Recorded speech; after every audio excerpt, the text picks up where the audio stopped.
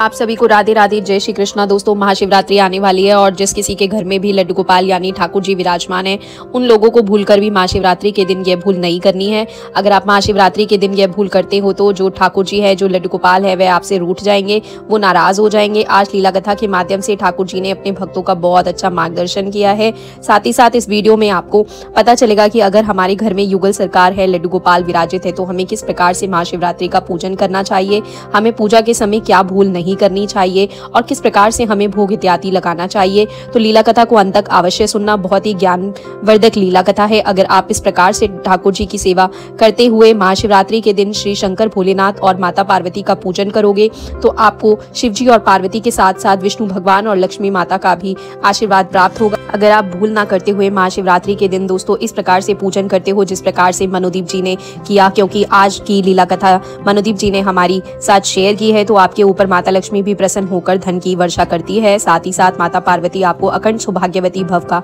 आशीर्वाद देती है। और जिन बच्चों की अर्थात जिन लड़कियों की शादी नहीं हुई है, जिन लड़कों की शादी नहीं हुई है और वो ठाकुर जी की सेवा करते हैं महाशिवरात्रि के दिन, अगर वो सच्चे मन से ठाकुर जी के साथ साथ भोलेनाथ की सेवा करते हैं तो उन्हें मनचाहा वर प्राप्त होता है। जो उनकी इच्छा होती है, जो उनकी मनोकामना होती है, वो लड्डू गोपाल हमारे जो विष्णु जी का स्वरूप है, पालन स्वरूप है, और हमारे शिव शंकर महादेव, माता रानी, माता पार्वती, माता लक्ष्मी सब उन्हें आशीर्वाद देते हैं। हर व्यक्ति की मनोकामना पूर्ण होती है।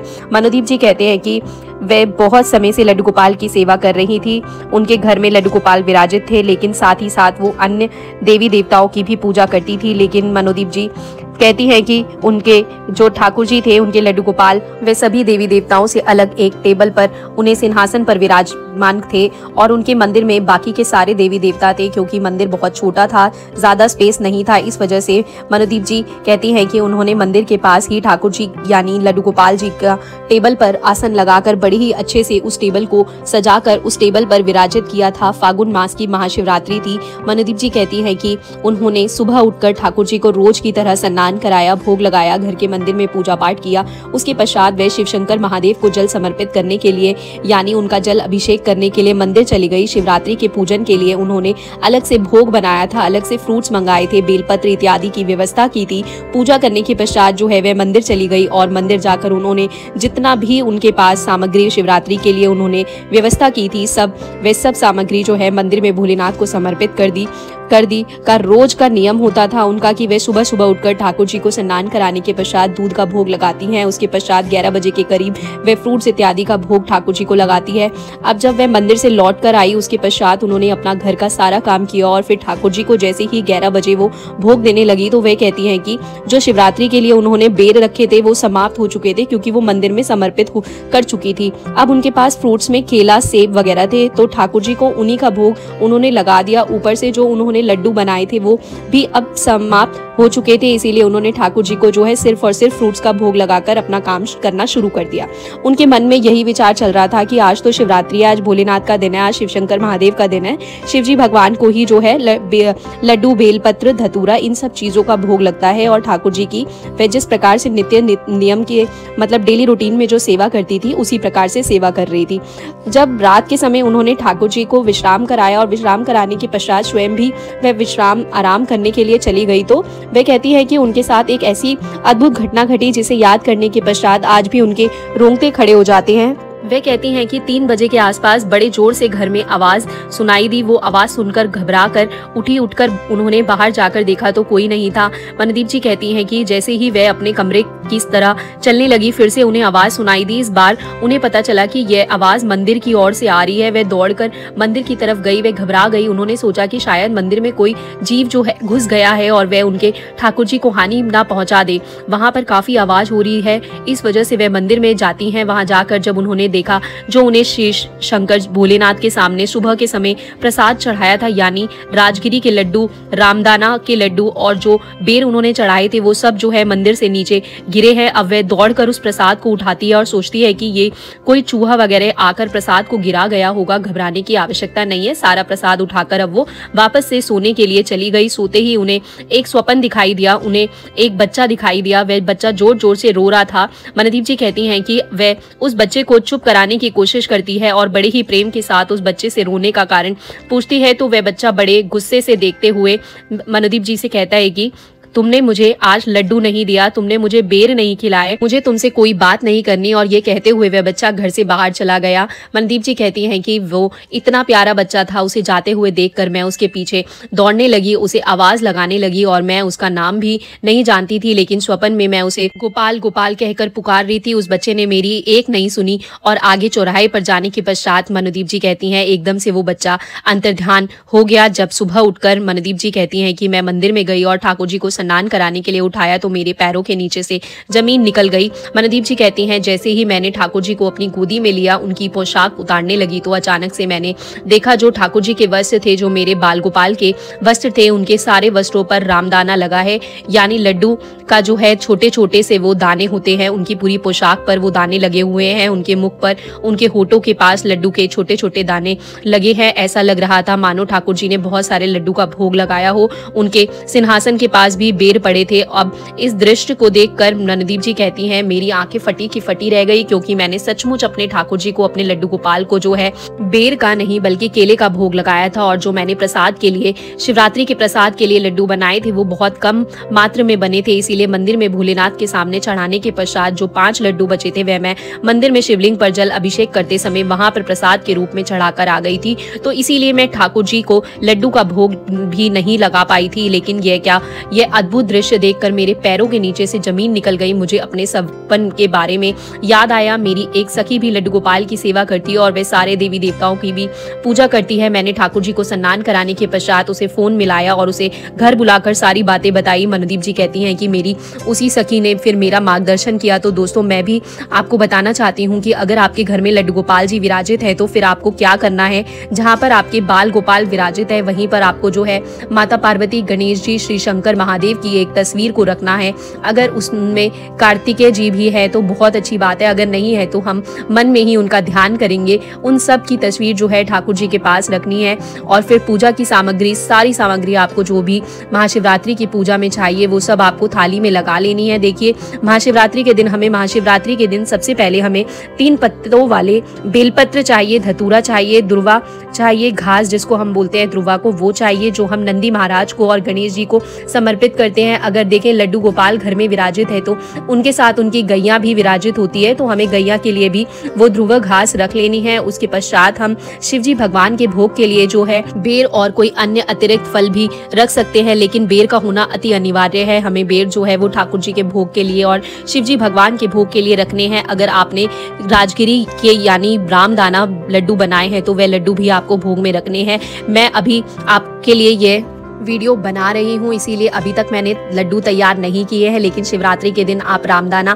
के लड्डू बना सकते हो और या फिर आप बेसन के लड्डू रख सकते हो, मोतीचूर के लड्डू रख सकते हो। आपको पीले रंग के फूल लेने हैं। आपको एक छोटी सी गिलास में या फिर पीतल की छोटी सी लुटिया में पंचामृत बनाकर रखना है, घी का दीपक जलाना है, धूप बत्ती जलानी है। उसके पश्चात माता पार्वती के लिए आपको एक लाल रंग की चुनरी, अगर आपके घर में युगल सरकार है, किशोरी जी विराजित है तो फिर एक चुनरी उनके लिए छोटी सी लाल रंग की आपको रखनी पड़ेगी। माता पार्वती के साथ साथ आपको राधा किशोरी जी को भी चुनरी और श्रृंगार का सामान समर्पित करना है। आपको जो है बिंदी, चूड़ी, नेल पॉलिश, सिंदूर, कोई भी 5 श्रृंगार आप जो है माता पार्वती के लिए, और अगर घर में युगल सरकार, ठाकुर जी या फिर लड्डू गोपाल और किशोरी जी विराजित है तो उनके लिए भी आपको श्रृंगार रखना है। माता पार्वती को जब आप श्रृंगार चढ़ाते हो तो आपको राधा रानी को भी श्रृंगार चढ़ाना है। जो श्रृंगार में लाल रंग की चुनरी हम चढ़ाते हैं वो आपको राधा रानी को भी उड़ानी है और माता पार्वती को भी उड़ानी है। उसके पश्चात आपको जो सारा श्रृंगार है वह माता पार्वती और राधा किशोरी जी को स्वीकार कराना है, उनके चरणों में जो है समर्पित करना है। उससे हमें माता पार्वती के साथ साथ राधा रानी का भी आशीर्वाद प्राप्त होता है। राधा रानी और माता पार्वती हमें अखंड सौभाग्यवती भव का आशीर्वाद देती है। जो आपने पंचामृत बनाया है दोस्तों, आपको अगर आप मंदिर में जाते हो तो शिवलिंग पर जल चढ़ाते हो तो आपको घर जो है सिर्फ और सिर्फ जो तस्वीर है उस पर अपनी छोटी उंगली से हल्का सा छींटा लगा देना है। अन्यथा अगर आप मंदिर नहीं जाते, आपके पास छोटा सा शिवलिंग है तो आप उस पंचामृत से शिवलिंग का अभिषेक कर सकते हो। लड्डू गोपाल जी का अभिषेक किस प्रकार से करना है, जिस प्रकार से आप शिव शंकर महादेव का करते हैं उसी प्रकार से आपको करना है। हमें उनका स्नान जल में मैंने सारी सामग्री बताई है, आपको सब कुछ डिटेल में बताया है किस प्रकार से आपको स्नान कराना है। आप मेरी वीडियो देख सकते हैं, मैं लिंक डिस्क्रिप्शन बॉक्स में शेयर कर दूंगी। उसी प्रकार से हमें महाशिवरात्रि के दिन, क्योंकि महाकुंभ भी चल रहा है और महाकुंभ का आखिरी शाही स्नान है, बहुत ही शुभ मुहूर्त है, इसीलिए ठाकुर जी को भी हमें महाशिवरात्रि के दिन यानी 26 फरवरी के दिन शाही स्नान कराना लगाना है और मैंने ये वीडियो शेयर किया है। आपको उस वीडियो पर संपूर्ण जानकारी मिल जाएगी। दोस्तों, ठाकुर जी का अभिषेक करने के बाद, उनका श्रृंगार करने के बाद, युगल सरकार का श्रृंगार करने के पश्चात आपको जो है श्री शंकर महादेव को भी वहीं पर विराजित करके उन्हीं के साथ युगल सरकार, लड्डू गोपाल, राधा किशोरी सबकी एक साथ पूजा करनी है।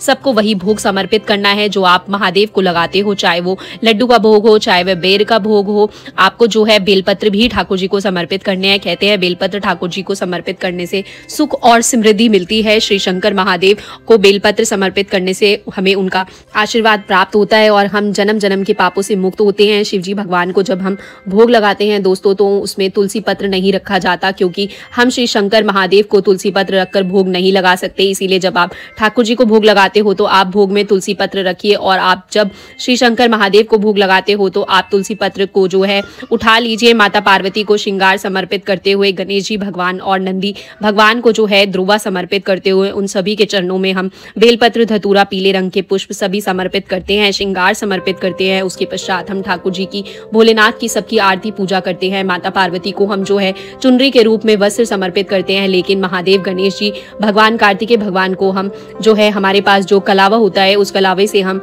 थोड़ा सा कलावा तोड़कर वस्त्र के रूप में समर्पित करते हैं। जिस प्रकार से जनेऊ बांधते हैं उसी प्रकार से वो कलावा हम शिव शंकर महादेव को, गणेश जी को और कार्तिकेय भगवान के लिए, अगर तस्वीर में कार्तिकेय भगवान नहीं है तो उनका ध्यान करके श्री शंकर महादेव के पास ही हम उनके लिए वो कलावा रख कर उन्हें जो है वस्त्र समर्पित करते हैं। मनदीप जी कहती हैं कि मेरी सखी ने मुझे बताया कि तुमने कल ठाकुर जी की नित्य नियम से जैसे सेवा करती हो उसी प्रकार से सेवा की, उन्हें कोई विशेष स्नान नहीं कराया, उन्हें जो है लड्डू का भोग नहीं लगाया, बेर का भोग नहीं लगाया, इसीलिए वे तुमसे नाराज है। इसी वजह से स्वप्न में आकर उन्होंने तुम्हें संकेत दिया। अब जब महाशिवरात्रि आएगी अगली बार, तो कभी भी अगर घर में लड्डू गोपाल विराजित है तो उनकी अलग से सेवा नहीं करनी है, बल्कि शिव शंकर महादेव के साथ ही आपको जो है लड्डू गोपाल की भी सेवा करनी है, उनका भी जो है जल अभिषेक करना है, उन्हें भी वही भोग लगाना है जो आप शिव शंकर महादेव को लगाते हो। साथ ही साथ माता पार्वती के साथ साथ आपको राधा रानी को भी श्रृंगार और भोग समर्पित करना है। अब मनदीप जी कहती हैं कि उन्हें सब बातें समझ आ चुकी थी। उन्होंने लड्डू गोपाल से माफी मांगी, उनके सामने सर झुकाकर उनसे कहा कि हे लड्डू गोपाल, इस बार मुझसे भूल हो गई है, आगे से मैं इस बात का विशेष ध्यान रखूंगी और जो अब की बार शिवरात्रि आएगी मैं इसी प्रकार से पूजन करूंगी। मनदीप जी कहती है जब अगले वर्ष शिवरात्रि आई तो उन्होंने पूरे विधि विधान के साथ, बड़े ही प्रेम के साथ दोस्तों ठाकुर जी के पास ही भोलेनाथ की तस्वीर रखी और पूरा पूजन विधि के अनुसार किया। ठाकुर जी को जो भी भोग समर्पित किया और शिवरात्रि की पूजा भी की, इसका उन्हें कई गुना फल प्राप्त हुआ। वे कहती है शिवरात्रि के दिन ही मेरे हस्बैंड का प्रमोशन हुआ था। हमारे लड्डू गोपाल, हमारे शिव शंकर भोलेनाथ के ने हमें बहुत बड़ा वरदान दिया था, जिसके कारण से हमारे परिवार में बहुत बड़ी खुशी आई थी और मुझे पूरा विश्वास हो गया था कि लड्डू गोपाल मेरी सेवा से प्रसन्न है। मुझे इस बात का आभास हो गया था कि अगर हम श्री शंकर महादेव के साथ साथ लड्डू गोपाल की भी सेवा करते हैं, महाशिवरात्रि के दिन उन्हें विशेष स्नान कराते हैं, उन्हें जो विशेष भोग हम शिव जी को लगाते हैं वही भोग हम ठाकुर जी को भी लगाते हैं और माता पार्वती के साथ राधा रानी की भी पूजा करते हैं, तो हमें महाशिवरात्रि का 2 गुना फल प्राप्त होता है। इस प्रकार से मनदीप जी कहती है मुझे प्राप्त हुआ। तो अगर आपके घर में लड्डू गोपाल जी विराजित है तो यह भूल कदापि मत करना कि आप लड्डू गोपाल की अलग से सेवा कर रहे हो और शिव शंकर महादेव की अलग से पूजा कर रहे हो, बल्कि महाशिवरात्रि के पावन पर्व पर सभी को एक साथ सेवा प्रदान करनी है। दोस्तों, सेवा में कोई भेदभाव नहीं रखना है। जिस प्रकार से श्री शंकर का शिवलिंग का महाअभिषेक होता है, घर में लड्डू गोपाल जी का भी के समय महाअभिषेक करना चाहिए। इसी साथ अगर आपके पास समय है, आपके घर में युगल सरकार है, तो आप शिवरात्रि के दिन ही उन्हें स्नान कराकर उनका श्रृंगार कर सकते हो। अगर आपके पास इतना समय नहीं है, आप सोचते हो कि ज्यादा देर हो जाएगी, तो आप पहले दिन भी युगल सरकार का श्रृंगार कर सकते हो। और शिवरात्रि के दिन जब आप लड्डू गोपाल को महास्नान कराते हो दोस्तों, उस समय आपको पंचामृत आप बनाते हो, उसी से थोड़ा सा जल जो है अपनी युगल सरकार के ऊपर छिड़क देना और उनसे कहना कि स्नान स्वीकार कीजिए, क्योंकि हम युगल सरकार का जो स्नान है वो 10-15 दिन में एक बार करते हैं। जो लड्डू गोपाल होते हैं उन्हें हम रोज स्नान कराते हैं, रोज उनका नित्य नियम से सेवा करते हैं और युगल सरकार की हम जो है नित्य नियम से भोग इत्यादि की सेवा करते हैं, लेकिन उनका श्रृंगार रोज नहीं करते। उनका हर एकादशी पर श्रृंगार कर सकते हो। अगर आप 8 दिन में यानी एक सप्ताह में एक बार कोई भी दिन चुन लीजिए, उस दिन आप श्रृंगार कर सकते हो। इस प्रकार से श्रृंगार किया जाता है। रोज की सेवा में उनके ऊपर सिर्फ जल का छींटा देकर उन्हें स्नान कराया जाता है। अगर आपके मन में यह भाव है कि आप रोज युगल सरकार को भी स्नान कराओ, उनका श्रृंगार कराओ तो वह भी आप कर सकते हो दोस्तों। जिस प्रकार से मनोदीप जी ने गलती की और लड्डू गोपाल उनसे नाराज हो गए, आप ये भूल कदापि मत करना। आप लड्डू गोपाल की जो सेवा है वह महाशिवरात्रि के दिन जिस प्रकार से मैंने बताई उसी प्रकार से करना। फिर देखना आपको महाशिवरात्रि के पावन अवसर पर, जबकि अब 144 साल बाद महाकुंभ भी चल रहा है, आपको शिवजी भगवान, माता पार्वती के साथ साथ विष्णु भगवान और माता लक्ष्मी का भी आशीर्वाद प्राप्त होगा, लड्डू गोपाल की भी कृपा प्राप्त होगी, आपके घर में सुख समृद्धि का वास होगा। साथ ही साथ आपके जीवन में जितनी परेशानियां, जितने संकट चल रहे हैं वे सब दूर हो जाएंगे दोस्तों, क्योंकि ये बहुत समय के बाद शुभ मुहूर्त आया है। इसलिए आपको लड्डू गोपाल को भी सुबह के समय जल अभिषेक कराना है और उन्हें भी प्रसन्न करने के लिए वैसा भोग लगाना है जो आप शिवजी भगवान को लगाते हो। दोस्तों वीडियो को ज्यादा से ज्यादा शेयर कर देना ताकि कोई भी लड्डू गोपाल भक्त किसी भी प्रकार की कोई गलती ना कर सके और ठाकुर जी की कृपा प्राप्त करे। अगर वीडियो पसंद आया हो तो इसे लाइक अवश्य ही करना और लड्डू गोपाल की सेवा की पूरी जानकारी के लिए हमारे साथ बने रहिए, हमारे चैनल को फॉलो कीजिए। और दोस्तों आपका मार्गदर्शन ठाकुर जी अपनी लीला कथा के माध्यम से करते रहेंगे। साथ ही साथ अगर आपको कोई क्वेश्चन है, आप महाशिवरात्रि के बारे में कुछ पूछना चाहते हो, आपको कोई डाउट है, आप कमेंट बॉक्स में पूछ सकते हो। आशा करती हूँ आपको ये लीला कथा अच्छी लगी होगी। प्लीज वीडियो को लाइक शेयर जरूर करिएगा। अगर इस चैनल पर आप पहली बार वीडियो देख रहे हैं तो प्लीज चैनल को सब्सक्राइब कर दीजिएगा। इसी तरीके से मैं लाती रहूंगी आप सबके साथ लड्डू गोपाल की लीला कथा हम सब भक्त के मार्गदर्शन के लिए। फिलहाल अभी आप सभी को मेरी तरफ से राधे राधे, जय श्री कृष्णा दोस्तों।